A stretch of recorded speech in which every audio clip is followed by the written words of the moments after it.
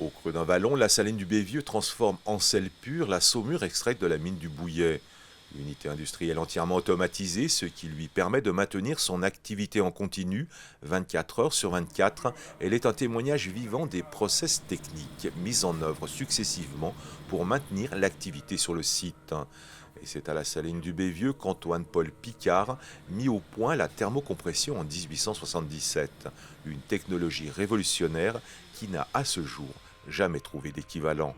Et c'est le principe de turbocompression, c'est-à-dire de comprimer le gaz, d'échauffer le gaz et de le réintroduire, cette vapeur chauffée, dans notre système pour récupérer l'énergie calorifique. Encore aujourd'hui, c'est utilisé, bien entendu. Et ce qui est super intéressant, c'est qu'en fait, cette l'idée de M. Picard a été reprise dans toutes les salines au monde qui utilisent le même principe de production que le nôtre.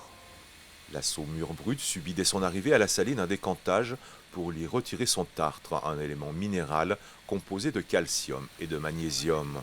La solution est ensuite déversée dans le réservoir du réacteur.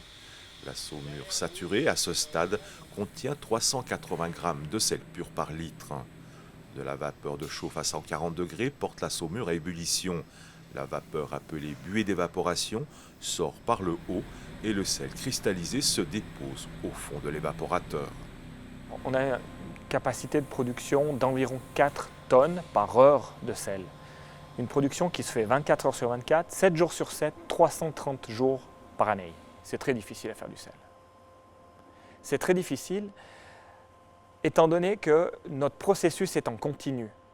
Ce n'est pas un processus par batch où on fait les étapes les unes après les autres, après on fait des réglages. Le processus en continu, une moindre déviation d'un processus en continu a des répercussions plusieurs heures, voire plusieurs jours après. Donc c'est un processus qui est très fin, qui demande une attention vraiment particulière. La saline du Bévieux produit 30 000 tonnes de sel par an pour l'industrie, la viabilité hivernale, l'agriculture et l'alimentation.